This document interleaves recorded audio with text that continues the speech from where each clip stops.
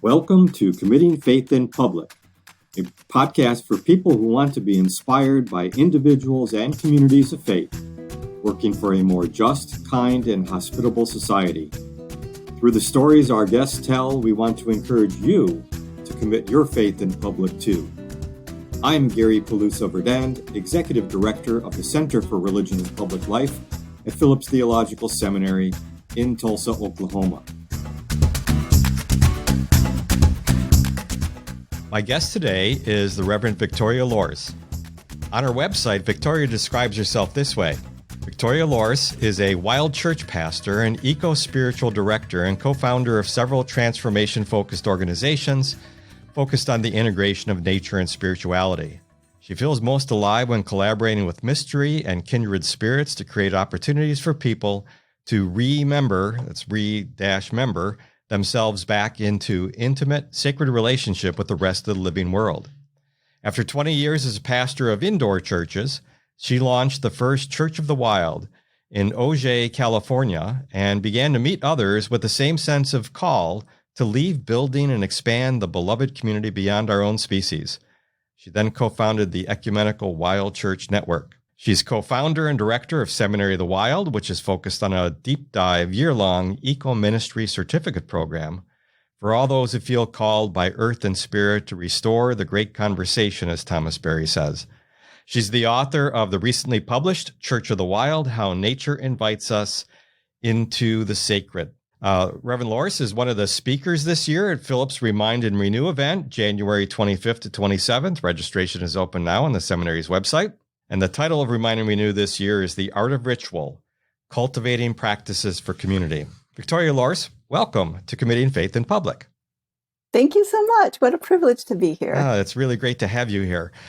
For people who probably don't know a lot about your work yet, even though I did see, and I was call out your mention on one of Richard Rohr's daily devotionals recently.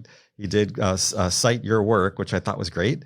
Tell us some about your work and how do you describe what you do? Tell us a little bit about Wild Church pastor, eco-spiritual director, and that kind of thing. What that means. Yeah, what that means. Yeah, it's a little easier to just tell it in narrative form, a little bit of my story. As you read in the bio, I was a pastor for many years. And in fact, the focus of my work was rituals that bring about transformation. Mm-hmm. I really wanted to, from the beginning, I took jobs where I could focus on things like creating interactive labyrinths and midrashes about going deeply into scripture and centering prayer and retreats and things like that, because I really always felt like I don't want to talk about God. I want to facilitate the direct experience of God for people. And that's what I felt my role as a pastor was. And First order theology rather than second order. Yeah, exactly. Yep. And so after doing that for several years, I found that the things that I created were cool and appreciated by people for the most part. But the transformation I was longing for didn't seem to be really deeply happening. And it led to a bit of a burnout, to make a long story short. And I ended up leaving church leadership and the church, really going to church. I left completely for about 7 years. And during that time, I started a nonprofit with my son that was focused on climate, young people who were concerned about the climate crisis. And my son became sort of like what Greta is now 15 years ago. And we spent a lot of time traveling and talking about the impact of the crisis on the next generation and on the youngest generation. And that was after, my first job out of seminary was I worked with an evangelical relief and development organization called World Vision. And I was director of research and policy development at that there. And the biggest project I had was the whole time I was pregnant with my son, I researched and wrote a kit that was sent to 50,000 evangelical churches called Let the Earth Be Glad. It was helping churches see that caring for the rest of the natural world was part of our heritage. It wasn't something that is a liberal agenda or, anything like that. It was something that was deeply rooted in our, not just our spiritual life, but in our biblical stories. And I was working to move people from dominion or domination kind of theology or worldview into a worldview of stewardship. And that was 30 years ago, almost. And so before the current polarization around such issues, before it became even worse. But then in that 7 years of kind of burnout from the church, and going into supporting my son's really who's the one who, when he was 12, started this organization, and and I found myself in a place where I could support him. And, but then even that led to burnout because as we were doing this impossible work of raising awareness that you can never measure, and a CO2 level in the atmosphere that keeps going up no matter how many millions of dollars are poured into advocacy programs, especially for young people who feel so much enthusiasm, and we're encouraging them to speak out. They have a natural, sort of optimism that we can do this. But once they get to a certain age, like my son did, it leads to a significant burnout and even depression. And I hit that as well. And so I basically hit burnout both in the church and in the environmental movement. And in that emptiness, in that time of, what is missing here? What am I missing? I recognized and began to realize that what was missing is a deep, intimate connection from the very beings and places that we are working so hard to protect, both within the church to raise awareness and within the climate movement. And that's when I started to look into my own tradition, into the Christian, Judeo-Christian, tradition and stories and biblical stories. And I was asking myself, these are two separate worlds that, sort of in the church, we learn how to pray. And in the environmental movement, we learn how to kind of go into the mountains. But Jesus went into the mountains to pray every single time. Yep. Every single time. And so we're missing something by keeping them separate. And so I started to research and go, oh my gosh, every single story of every biblical leader was led into the wilderness in one way or another by God. That has to mean something more than what I preached for years of like a wilderness time, a tough time. It has to have something to do with the actual soil, the actual trees, the actual rivers.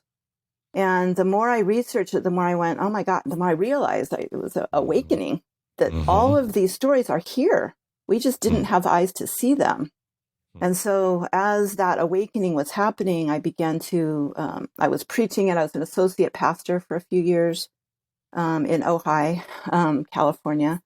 And I kept preaching about all these different things. And finally, when I was ready to leave that church, a group of people gathered around me and said, that church you've been talking about that's not in buildings, that's out in wilderness, like do that.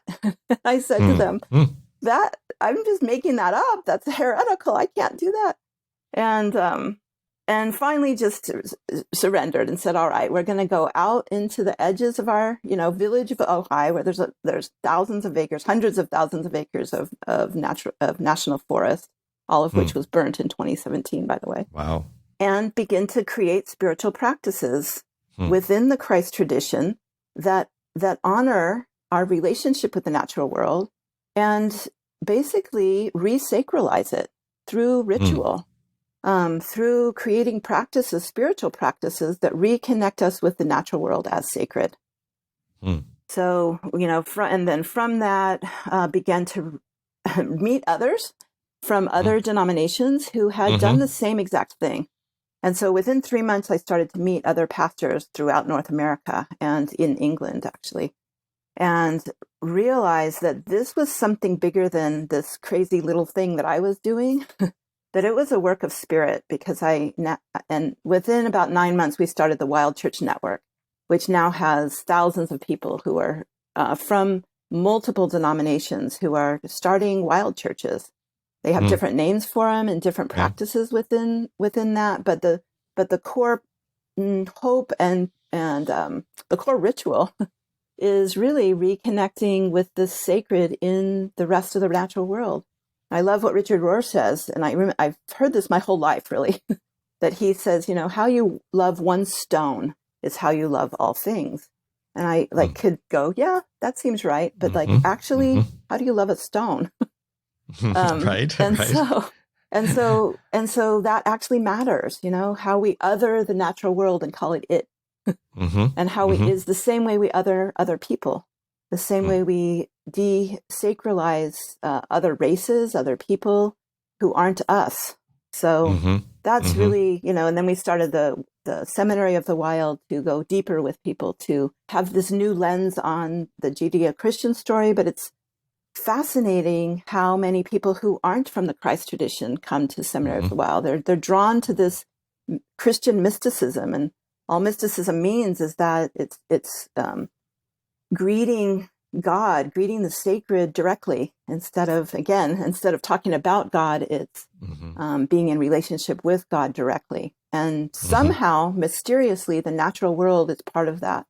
So by severing the natural world from our spirituality, not only obviously has a really negative impact on the world, as we've seen in the climate crisis, in deforestation, and all those kind of things, you have to desacralize something in order to take its, in order to treat it with that kind of disrespect. I would guess that the ecumenical alignment, the ecumenical participants in this kind of venture does not necessarily resemble what has been the traditional ecumenical movement. I would say, yeah, if you think about Christianity as a circle, which is just a construct, a model to imagine it. Right. I would say the people who are starting to connect with this, who are starting to wake up to the reality that that God is in all things.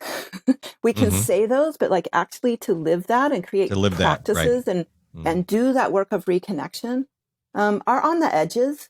Sort of the inside edge. They don't want to leave the Christian tradition, but they've experienced the sacred. They've experienced numinous presence. They've experienced God in nature. And I think a lot of people have, but we just don't have language. And we sort of have language for disconnection, to say, oh, God's not in a tree, or that's pantheism or something like that. Right. But so we don't have that language. We don't have that permission. And by keeping that separate, we feel like I don't fit into Christianity anymore, but I can't really leave because it's still my tradition. I still love God. I love Jesus. I love the community. I love so much about the church, but I just can't deal with this anymore. And so, but they can't quite leave, and they can't quite, and people have left for similar reasons and can't quite stay away. And so it's people on both sides of these edges, which is where the mystics are, within every tradition. Within every tradition. I was at a conference many years ago that was faith and spirit, and it was interfaith. And so there were mystics from within all the different traditions. And I think Cynthia Bourgeau was the representative from within the Christian tradition. And what we found is that we had more in common, all of the participants and the leaders, with each other in this mystical kind of relationship with God than we did with the rest of the people within our own traditions. So I think it's that contemplative, mystical edge of the tradition that people are waking up and really hearing, hearing a call from God and from Earth herself, mysteriously, to act on that, and create these rituals and spiritual practices that reconnect us with the rest of the alive world. Yeah. Let's talk a little bit. Thank you. Let's talk a little bit about ritual. When we use that word, what are we talking about? And if you can give some examples, both from within the kind of work you do, and maybe also from our public life, when we say ritual, what do we mean? Yeah. I mean, ritual is basically, and I'm sure you could talk more about this than me. This is more, this is something I think that you've deeply invested in, but all human cultures have rituals. They're typically they're practices that, what I would say, I haven't really read this or anything, but what I would say, it's practices of reconnection, which is the core etymological meaning of religion, religios. Ligios, like a ligament, is the connector between. And so I think the purpose of religion is to reconnect. And just an aside, often religion acts as the exact opposite, as almost like disreligion, to disconnect. But the true meaning of religion and the true role of tradition of religion is to reconnect. And so rituals are practices of reconnection. And so to me, it's like practices of reconnecting with the larger story of God, the larger meaning of what life is what our individual human lives are about, and to slow down. Ritual is like that practice of slowing down and recognizing and sacralizing, making sacred these moments of transition, of growth. So there's a lot of practices of ritual within the church, like baptism, an action of an activity of reconnecting with the community, of saying this child or this adult is saying, I'm part of this community, I'm reconnecting. There's a whole part of baptism that I'd love to talk about, that we've kind of forgotten about, baptism as a reconnection with the actual river, being baptized into the river as Jesus was. And into is, the Greek word is eis, which is a different word than en, which is in, locational, is in the river. John the Baptist baptized all the people in the river to show that it was in the actual river. But Jesus was baptized into the river, which is a relational word. And so he was baptized, and then he was sent into the wilderness. And that's a relational word. And Jesus went into the wilderness to pray every time. It was eis. And so it's a relational word. It's a reconnection of relationship. So in the church, marriage is another ritual. Sure. The wedding is a ritual of connection and reconnection with, another particular person, but the masculine and the feminine. In a culture of patriarchy, it's actually can be a really beautiful ritual of reconnection. Communion is a ritual of reconnection with the body of Christ, with the body of Jesus. And and what happens with rituals is they're repeated so often that sometimes they lose their meaning. And then they become a social ritual. And and people still practice it without even really recognizing why. Like saying the Lord's Prayer in church every Sunday. It's not like that, or the Pledge of Allegiance sometimes is that. You forget why you're doing it. And or even just like, a common cultural ritual is, hi, how are you? And, it's just a ritual of greeting.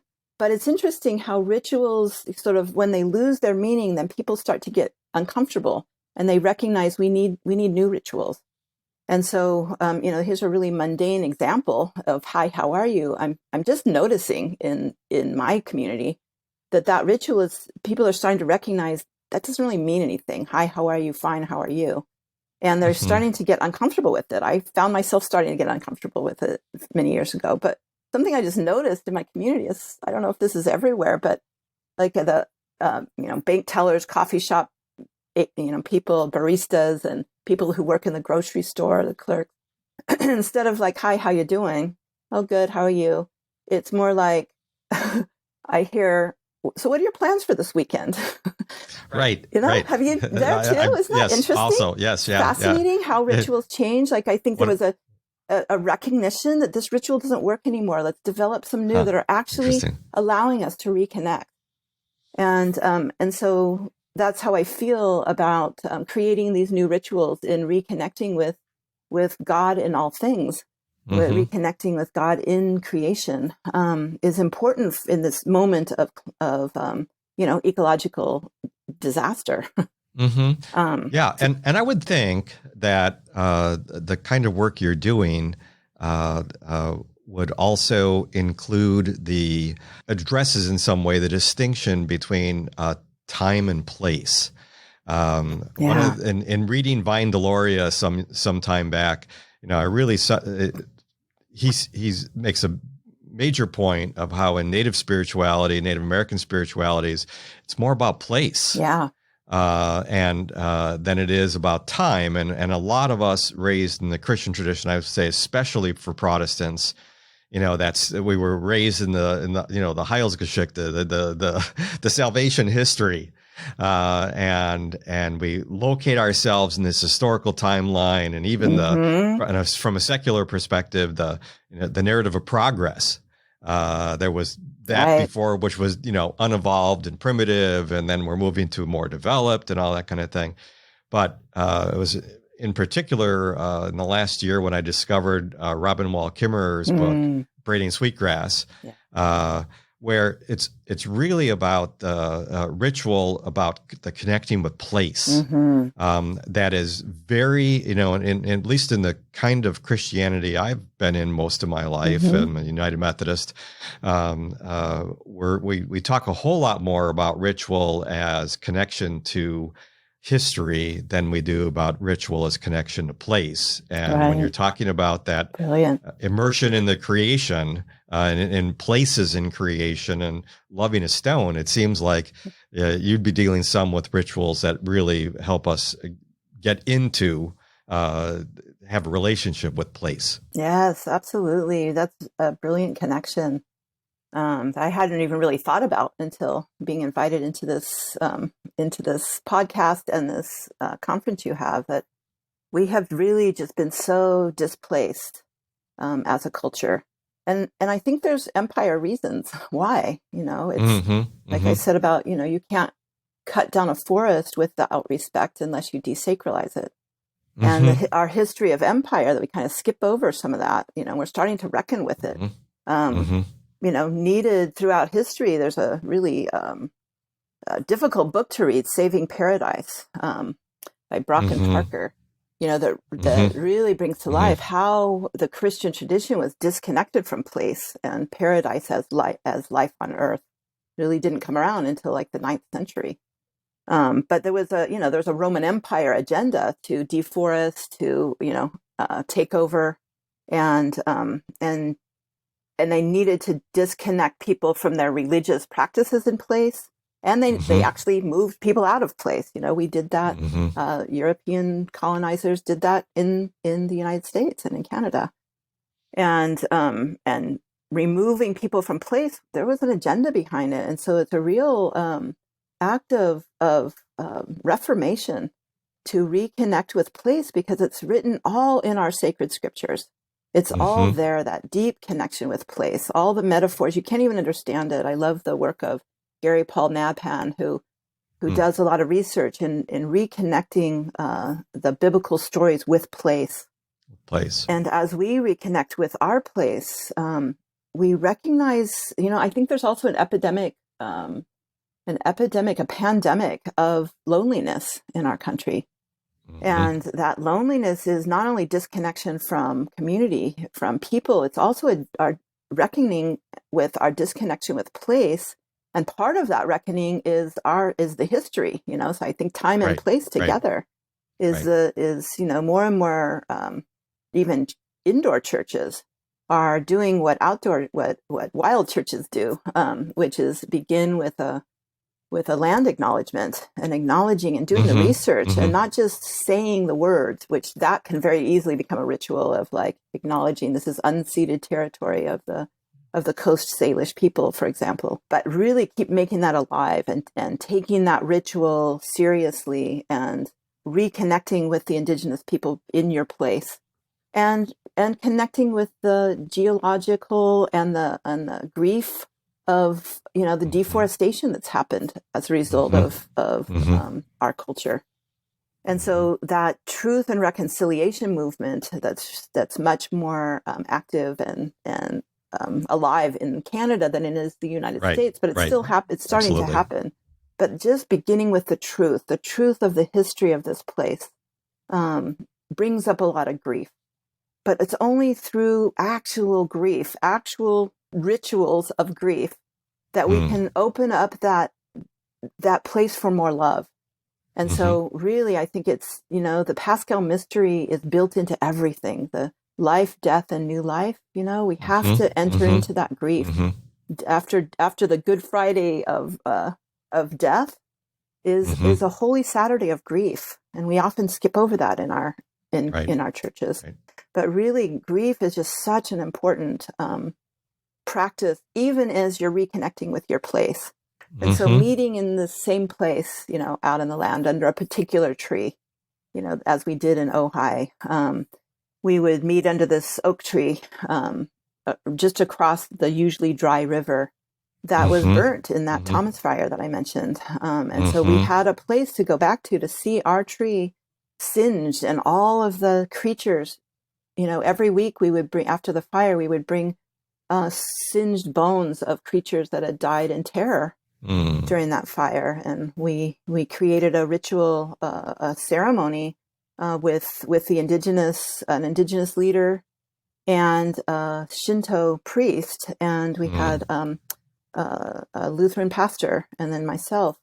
We had an Ash Wednesday in the Ashes service after that huge fire, and recognized how all the people were impacted, which had been done culturally. We had a lot of, and in churches, but nobody, except us, as far as I know, recognized the billions of creatures that died in terror in that 300,000 acre wildfire. Wow. And so it's these kinds of new rituals that we can create that draw people. There's one thing coming from the, sort of the environmental movement, a climate movement, the advocacy kind of thing of just telling people what to do, or even in a pastor telling everybody, you need to, be saved or whatever.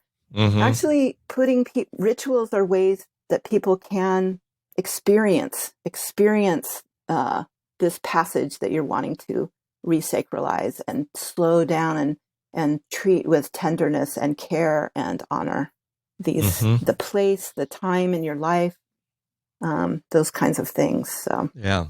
Well, when you bring up grief, for me, grief is one of the it's a combination of emotion and reconnection and feeling. I mean, there's just so much that's a part of that, including the rituals thereof, that is related to social repair. I think social repair is something that we're I'm not necessarily talking about a lot, but it's all in front of us. The need for it seems all the time. And part of it is just we, as human beings, we hurt each other. And that happens both individually and sometimes, as we know, in our society, in any society, systemically, and in the communities of faith, between the pandemic and the racial reckoning that some are dealing with better than others, more forthrightly than others. These are stressors that have been, on the one hand, around for a very long time, on the other hand, really have become acute at this point in time. And in public life, our nation's experiencing a severe conflict, evident in pervasive political and social polarization. So there are Christian traditions and practices related to social repair. Thinking of prayer and lament and confession and repentance and peacemaking and speaking the truth in love, doing justice, forgiveness, reconciliation. And I'm sure that there are others that are all in some ways related to repairing relationships that are strained or broken. And I'm curious, from your perspective, as one who is thinking creatively about ritual and practicing in ways that are maybe cutting edge isn't maybe quite the right word, but at least it's new turf, it's new territory for a lot of people to ritualize in these ways. So what's your perspective on the efficacy of our Christian practices of social repair today?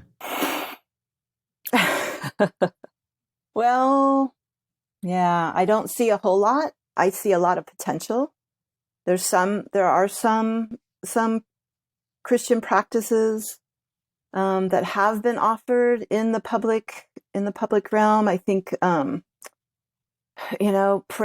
public prayer vigils after public violence are often organized by communities of faith. Yep. There's just so much more. Just like I love just repair of relationship. I think that is the definition of religion.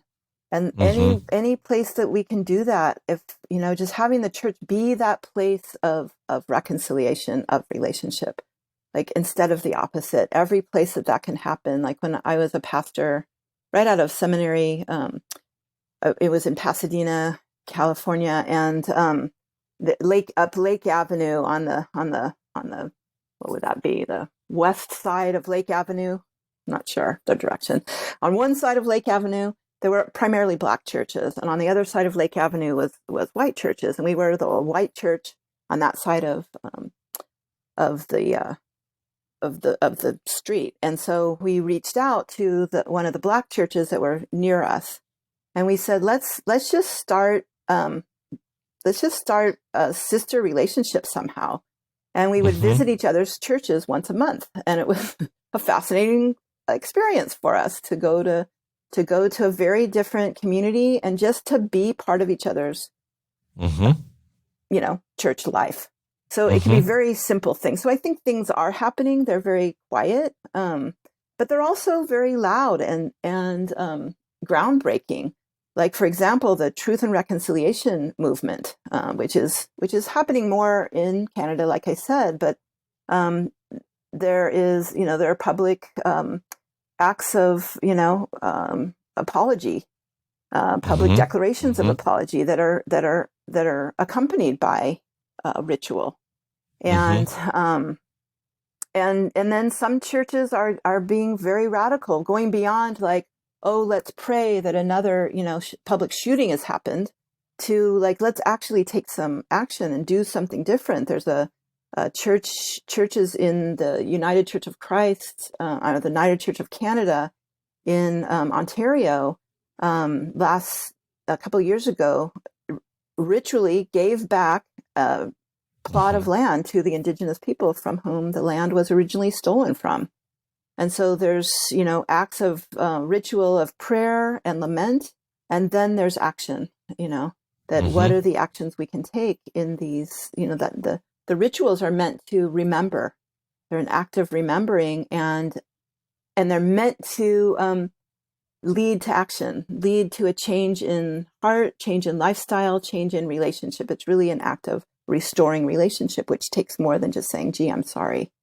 Absolutely. Absolutely. Yeah. And as we're coming to the end of our time here, so I'm also thinking about one of the words used, I think, on your website, talking about yourself is really relating to species. And so, I would assume, and I would ask you to respond to this, I would assume that some of your work you could frame as species repair. Beautiful. What a great idea. I love that. Yeah, kind of related, because if you're trying to connect with place, if you're trying to connect with, the bones of creatures singed in a fire that may in fact be related to the way we've treated the earth, and all. So I would assume that the ritual work you're doing has got something to do with both social repair and species repair. Beautiful. Yes, in fact, in my book, I track my own journey in exactly that. And part of this work is treating the other as in an I-thou sacred relationship. And so, it's one thing to treat your, family and your church members and people you're close to, your friends, as a thou, as a sacred other. But even then we forget. And we go into like a type of, me telling you what to do, not really listening. So we even struggle with that in our closest relationships. But to treat others outside of our social circles as a thou, as a sacred other, and to really listen to those who are very different than us in a polarized society is a radical act. Sure is. And right. so learning how to do that with other people is a step. And just as Richard Rohr says, how you love a stone is how you love all things. As we treat one from another species in an I-thou relationship, we do that sometimes with our pets. Just honoring what our dog needs, letting them out when they ask, and going on walks because they need it, and feeling like you can communicate with them and know what they need. And And it's interesting that we think, oh, I get that with my dog or my cat, but really with a squirrel, like that's just crazy. But I They just eat my tomatoes. Yeah, exactly. Much less your tomatoes or the tree.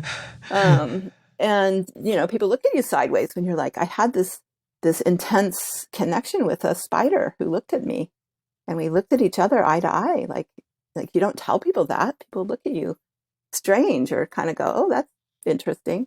But there's something that is part of the repair of relationship, of an intimacy that if Christ is truly in all things, and if the connection between us is the presence of the sacred, which I believe it is, and that's a whole other podcast, then I had this relationship with these series of deer in the Rocky Mountains, where I had if anyone's ever encountered a deer, you have these staring things, right?